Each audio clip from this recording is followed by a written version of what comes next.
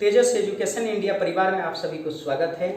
आप लोगों को उम्मीद करते हैं कि जो पीडीएफ मिला होगा उसको आप सभी ने सॉल्व किए भी होंगे, मगर आज हम इधर से सॉल्व करा देते हैं। इस चीज़ों को ध्यान में रखेंगे। आइए सबसे पहले आज के भी पीडीएफ आप लोग प्राप्त कर लेंगे 1 से 2 घंटे बाद या जब भी आपको समय मिलेगा। आज देखेंगे क्वेश्चन कैसा क्वेश्चन आप सभी को मिला था उसके बारे में। आइए इसमें सबसे पहले कि देखते हैं कि प्रथम क्वेश्चन जो दिया हुआ है कि प्रथम क्वेश्चन के भारत के संविधान में समवर्ती सूची की संकल्पना उदित की गई है, माने किस देश से लिया गया जो समवर्ती सूची की बात करता है। तो यहाँ पर क्वेश्चन नंबर 1 के बारे में थोड़ा सा देख लेनी, फिर आगे बढ़ जानी है कि समवर्ती सूची किस देश के संविधान से लिया गया है। तो समवर्ती सूची को इसमें दिया हुआ है ऑप्शन ए में अमेरिका, ऑप्शन बी में दिया है स्विट्जरलैंड, ऑप्शन सी में दिया है ऑस्ट्रेलिया के संविधान। ऑस्ट्रेलिया के संविधान से समवर्ती सूची के प्रावधान ली गई है। इस बातों को विशेष करके ध्यान में रखेंगे। अब दूसरा क्वेश्चन कहता है कि दूसरा क्वेश्चन तो ऑप्शन इसका प्रथम क्वेश्चन का ऑप्शन आपको क्या है कि सी सही है। प्रथम क्वेश्चन का क्या है कि ऑप्शन क्या है कि सी सही है, इसको ध्यान में रखेंगे। दूसरा क्वेश्चन देखते हैं कि दूसरा क्वेश्चन में क्या दिया हुआ है और इसका ऑप्शन क्या होगा। इसमें सूची 1 से सूची 2 को सम्मिलित करने की बात कही गई है, मिलान करने की बात की गई है। तो इसमें इसको देखना है। एक साइड में सूची 1 में दिया है भारत के संविधान के आपको क्या प्रावधान के बारे में दिया है, दूसरा सूची 2 में दिया हुआ है किन किन देशों से ली गई है इसके बारे में। अब मूल अधिकार की बात करता है एक साइड में। मूल अधिकार आपको क्या शासन के संसदीय प्रणाली, आपके आपातकाल उपबंध, आपको राज्य के नीति निर्देशक तत्व। इसके बाद दूसरी साइड में दिया हुआ है यूनाइटेड किंगडम, यूएसए, आपको आयरलैंड और जर्मनी और कनाडा दिया हुआ है कि इसको मिलान करना है। अब इसमें क्या है कि मूल अधिकार जो है आपको यूएसए के संविधान से ली गई है, इस बातों को ध्यान रखेंगे। मूल अधिकार कहां से लिया गया है, अमेरिका से ली गई है। आपको संसदीय प्रणाली कहां से ली गई है, तो संसदीय प्रणाली आपको ब्रिटेन के संविधान से लिया गया है। संसदीय प्रणाली कहां से ली गई है, ब्रिटेन के संविधान से ली गई है। आपात उपबंध जो राष्ट्रीय आपात की बात करता है, तो आप सभी को मैंने पढ़ाया था कि राष्ट्रीय आपात जो है आपको जर्मनी के संविधान से लिया गया। कहां से लिया गया, जर्मनी के संविधान से लिया गया। और राज्य के जो नीति निर्देशक तत्व है, राज्य के नीति निर्देशक तत्व जो आयरलैंड के संविधान से लिया गया है, और आयरलैंड ने आपको स्पेन के संविधान से उसे क्या किया था कि प्राप्त किया था। इस बात को भी ध्यान में रखेंगे। इसका भी क्या है कि आपका क्वेश्चन नंबर 2 का ऑप्शन क्या है कि सी भी इसका क्या है कि इसका भी ऑप्शन सी क्या हो रहा है कि सही है, इसको ध्यान में रखेंगे। अब देखते हैं क्वेश्चन नंबर 3 का, इसको ध्यान में रखेंगे। क्वेश्चन नंबर 3, आइए आगे बढ़ते हैं क्वेश्चन नंबर 3 के बारे में। इसमें क्या है कि सूची 1 से सूची 2 के संदर्भ में मिलान करने की बात की गई है। इसमें भी कहता है कि मौलिक अधिकार, उसके बाद क्या राज्य के नीति निर्देशक तत्व, मंत्रिमंडलीय सरकार और केंद्र एवं राज्य, ये चीजें कर रहा है। एक साइड दिया हुआ ब्रिटेन का संविधान, कनाडा का संविधान और आयरिश संविधान और अमेरिका के संविधान। तो मौलिक अधिकार कहां से ली गई, बार बार मैं बोल रहा हूं कि मौलिक अधिकार अमेरिका के संविधान से लिया गया है। राज्य के नीति निर्देशक तत्व जो काफी ज्यादा पूछता है, यह भी कहां से लिया गया है, आयरिश के संविधान से। आयरलैंड को ही आयरिश बोलते हैं, आयरलैंड के संविधान से लिया गया है। और मंत्रिमंडलीय सरकार, मंत्रिमंडल की बात करेगा कि मंत्रिमंडल अपना जो है मंत्रिमंडलीय जो व्यवस्था है ये ब्रिटेन के संविधान से ली गई। कहां से ली गई, ब्रिटेन के संविधान से ली गई है। और केंद्र एवं राज्य का संबंध, जो केंद्र एवं राज्य का संबंध है, केंद्र एवं राज्य का संबंध वो कनाडा से ली गई है। कहां से ली गई है, कनाडा से ली गई। और इस प्रकार देख रहे हैं हम सभी कि अगर मिलान करके देख रहे हैं तो इसमें क्या है कि आपको क्या क्वेश्चन नंबर 3 के क्या हो रहा है कि ऑप्शन नंबर डी सही है। कौन सा है, ऑप्शन नंबर डी सही। अब देखना है कि क्वेश्चन नंबर 4, क्वेश्चन नंबर 4 के बारे में अगर जो देखिए तो क्वेश्चन नंबर 4 में कौन सा हो रहा है, इसमें दिया है कि विधि का शासन, विधि का शासन, भाई विधि का शासन किस देश से ली गई है। विधि के शासन के बारे में अगर जो बात करें तो ये ब्रिटेन के संविधान से लिया गया। कहां से लिया गया, ब्रिटेन के संविधान से। विधि द्वारा स्थापित प्रक्रिया, यानी कि विधि द्वारा स्थापित प्रक्रिया, विधि द्वारा स्थापित प्रक्रिया का जो सिद्धांत है, मैंने संवैधानिक स्रोत पढ़ाते हुए वहां पर बताया था कि जापान के संविधान से ली गई है। कहां से ली गई है, जापान के संविधान से। दोनों चीजें ठीक है, याद रखेंगे। इसमें राष्ट्रपति के विचार, आपके राष्ट्रपति द्वारा, आपके राज्यपाल द्वारा विधेयक पर क्या सुरक्षित रखना, यह भी याद रखेंगे कि ये चीजें क्या की गई है, आपको कनाडा के संविधान से लिया गया। कहां से लिया गया, कनाडा के संविधान से।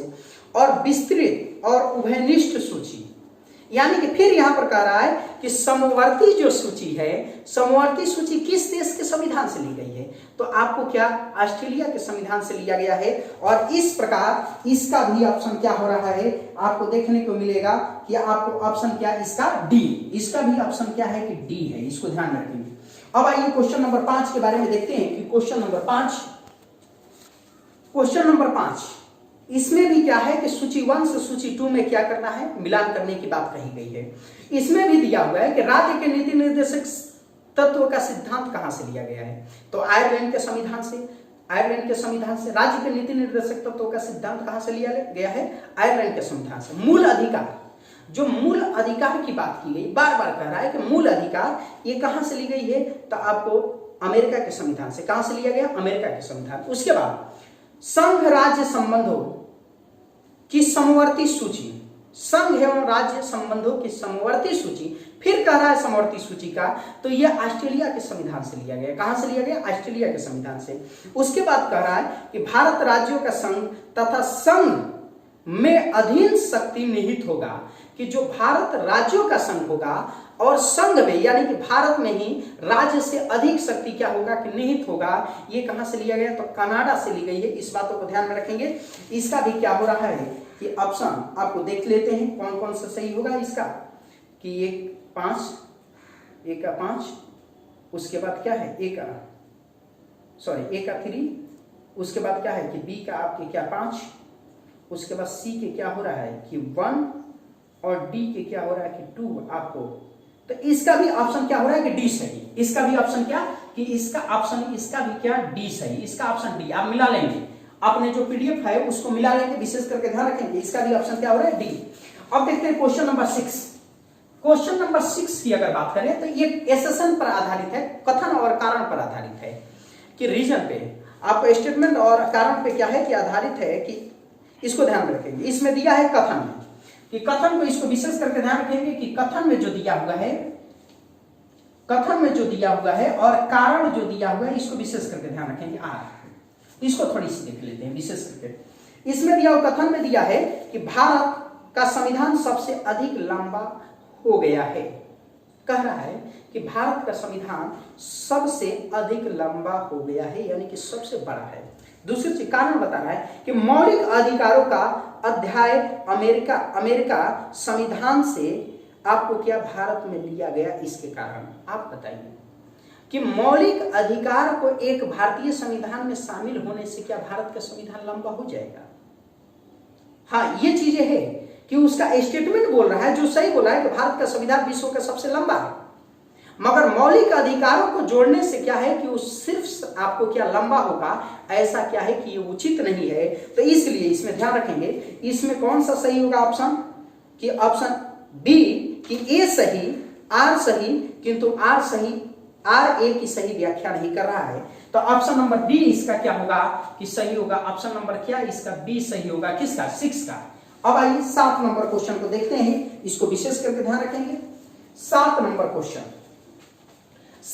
क्वेश्चन कहता है, यहां पर ध्यान रखेंगे 7 नंबर क्वेश्चन, कि निम्नलिखित उद्देश्यों में से कौन सा एक भारत के संविधान की उद्देशिका में सन्निशिष्ट यानी कि शामिल नहीं है, माने उद्देशिका में कौन सा शामिल नहीं। तो ऑप्शन ए दिया हुआ है विचार की स्वतंत्रता, ऑप्शन बी दिया हुआ है आर्थिक स्वतंत्रता, ऑप्शन सी दिया हुआ है अभिव्यक्ति की स्वतंत्रता, ऑप्शन डी दिया हुआ है विश्वास की स्वतंत्रता। तो उद्देशिका में भारतीय संविधान की जो प्रस्तावना है, उस प्रस्तावना में 5 प्रकार की स्वतंत्रता दी गई है। क्या क्या, तो विचार, अभिव्यक्ति, विश्वास, धर्म और क्या, उपासना। मगर इसमें आर्थिक स्वतंत्रता की जो बात की गई है, ये भारतीय संविधान की प्रस्तावना में नहीं है। इसलिए ऑप्शन बी क्या होगा, 7 नंबर के ऑप्शन बी क्या होगा कि ये गलत होगा। ऑप्शन बी ऑप्शन क्या होगा कि सही होगा, इसको ध्यान में रखेंगे। अब क्वेश्चन नंबर 8 देखते हैं। क्वेश्चन नंबर 8, अब क्वेश्चन नंबर 8 में कहा है कि भारत के संविधान में शोषण के विरुद्ध अधिकार द्वारा निम्नलिखित में से कौन सा परिकल्पित है, माने कौन सा परिकल्पित है। अब इसमें स्टेटमेंट दे दिया है, स्टेटमेंट नंबर 1 ये स्टेटमेंट पर आधारित क्वेश्चन है। स्टेटमेंट नंबर 1, भारत मानव देह व्यापार कह रहा है कि मानव देह व्यापार, और क्या कह रहा है कि आपके बंधुआ मजदूरी बेगारी का निषेध करता है। पहला स्टेटमेंट करता है कि शोषण के विरुद्ध अधिकार में क्या क्या कहा गया है। तो इसमें कहा गया है कि मानव देह व्यापार, बंधुआ मजदूरी, और क्या कह रहा है कि तीसरा इसमें कह रहा है कि क्या बेगारी का निषेध करता है, यानी कि मानव के उसमें देखना है। दूसरी चीज क्या है, अस्पृश्यता का अंत। तीसरी चीज कह रहा है कि अल्पसंख्यकों के हितों की सुरक्षा करना। चौथा चीज कर रहा है कि कर कारखानों और खदानों में बच्चों के नियोजित का निषेध। अब आइए आगे देखते हैं स्टेटमेंट नंबर 1 कि शोषण के विरुद्ध से संबंधित कौन सा है। तो अगर मान लीजिए शोषण के विरुद्ध जो अधिकार है, यहां पर थोड़ा सा देना है, शोषण के विरुद्ध जो अधिकार मिला हुआ है, अधिकार ये इसे क्लियर हो जाएगा।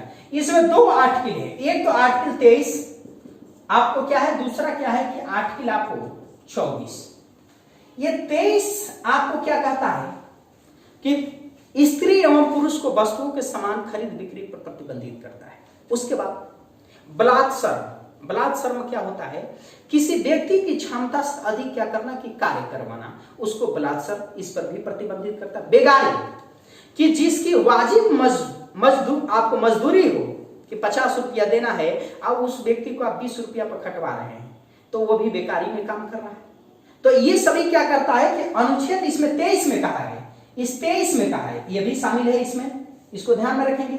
और 24 कहता है कि आपको 14 साल के कम उम्र के बच्चों को खतरनाक कार्यों, कारखानों, आपको पटाखे की दुकान, आपको क्या है जो भी अल्कोहल संबंधित है, उन सभी फैक्ट्रियों में काम करने पर क्या प्रतिबंधित करता है। तो इस बातों को ध्यान में रखेंगे कि इसमें 2 चीजें हैं कि एक नंबर और क्या है कि 4 नंबर क्या है कि सही है। तो इसका भी क्या हो जाएगा आपका 8 का क्या हो रहा है कि 8 का सी ऑप्शन क्या होगा, 8 का सी। इस बातों को विशेष कर ध्यान रखेंगे। आइए 9 नंबर से देखते हैं। क्वेश्चन नंबर 9 देखना है, क्वेश्चन नंबर 9। अब क्वेश्चन नंबर 9 में विशेष करके ध्यान रखेंगे, इसमें दिया हुआ है कि भारत में मताधिकार और निर्वाचित होने का अधिकार है। कौन सा अधिकार है, माने कि जो वोट देने का अधिकार वो कौन सा अधिकार, मौलिक अधिकार है कि संवैधानिक अधिकार है कि सांविधिक अधिकार है, कौन सा अधिकार है। तो इसमें दिया हुआ ऑप्शन है कि मौलिक अधिकार, दूसरा दिया हुआ ऑप्शन नैसर्गिक अधिकार, तीसरा दिया हुआ है संवैधानिक अधिकार, चौथा दिया हुआ है क्या विधिक अधिकार। तो आपको देखेंगे कि जो वोट देने की अधिकार की बात करता है, तो आपको अनुच्छेद 300 आपको क्या 25 और 300 क्या है कि आपके 300 आपके 26 में दिया हुआ है कि अनुच्छेद 325 और अनुच्छेद 326 में आपको ये बातें कही गई है कि मत देने का जो अधिकार है आपके संवैधानिक अधिकार है। ये मैंने पढ़ाया हुआ था, मौलिक मूल अधिकार आपको जब पढ़ाया था तो फर्स्ट दिन के क्लास में वहां से क्वेश्चन ये है कि मत देने का जो अधिकार आपका संवैधानिक अधिकार है। तो इसमें ऑप्शन नंबर क्या होगा कि सी, ऑप्शन नंबर क्या है कि सी, इसको ध्यान रखेंगे, सही है। अब आइए 10 नंबर क्वेश्चन को देखते हैं। इसमें दिया हुआ है कि भारत के संविधान की किस अनुसूची के अधीन जनजातीय भूमि का खनन के लिए निजी पक्षकारों को अंतर अंकित और शून्य घोषित किया जा सकता है। कि कहने के क्या मतलब है कि जो जनजाति क्षेत्र है उस जनजाति क्षेत्रों के माने बाहरी कोई अन्य व्यक्ति वहां पर जाकर खनन नहीं कर सकता है, उसके लिए उसका अधिकार को शून्य घोषित किया गया है। किस अनुसूची में निहित है इसकी बात करता है। तो ऑप्शन ए दिया हुआ है 3री अनुसूची, ऑप्शन बी दिया हुआ है क्या 5वीं अनुसूची, ऑप्शन सी दिया है 9वीं अनुसूची, ऑप्शन डी दिया हुआ है 12वीं अनुसूची। तो आप जानते हैं 3री अनुसूची में क्या की गई है कि 3री अनुसूची में शपथ संबंधित प्रावधान है। ऑप्शन 5वीं में क्या है कि 5वीं में ही जनजाति समूह के लिए कहा गया कि प्रशासन, उसका नियंत्रण, उनके क्षेत्रों के कार्य संबंधित क्या प्रावधान की गई है, किसमें 5वीं अनुसूची में ही। तो ऑप्शन नंबर 10 का क्या हो जाएगा कि अब क्वेश्चन नंबर 10 का आपको क्या हो जाएगा कि यहां पर ध्यान रखिए कि बी, कौन सा बी हो जाएगा। आइए 11 नंबर देखते हैं कि 11 नंबर में कौन सा प्रश्न दिया हुआ है। किस प्रधानमंत्री के कार्यकाल के दौरान भारत के संविधान की 9वीं अनुसूची को जोड़ी गई।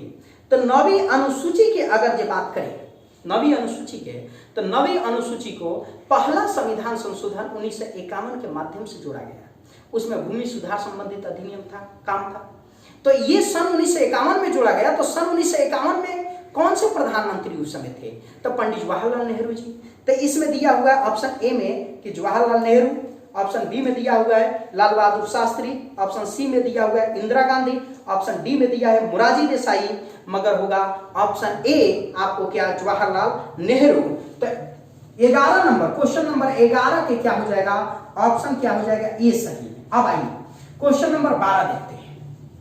क्वेश्चन नंबर 12 में क्या है, संसदों को प्राप्त निम्नलिखित में से कौन सा उपाय है जो सांविधिक निर्धारित नहीं है?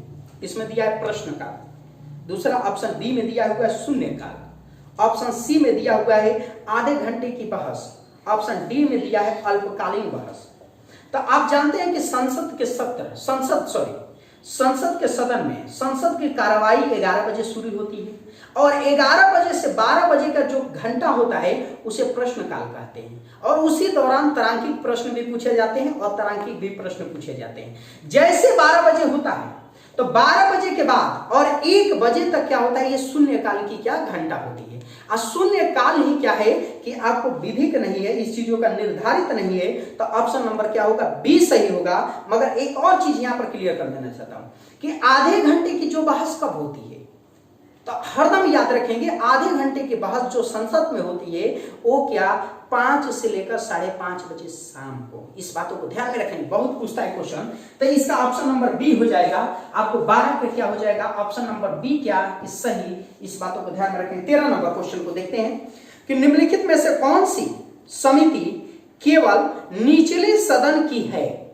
निचले सदन, यहां पर एक चीज इस प्रश्न में, ये हालांकि यूपीएससी द्वारा पूछा हुआ प्रश्न है, मगर एक चीज इसमें जोड़ना चाहिए था कि इसमें कि संसद की किस सदन की ये बात करता है। यहाँ तो निचले सदन की बात या तो विधानमंडल के भी हो सकता है और क्या आपको संसद के भी हो सकता है। तो दोनों में से ये कंफ्यूजन कर सकता है। मगर यहाँ पर जो प्रश्न है उसको ध्यान में रखना, केंद्र के संदर्भ में बोली गई है।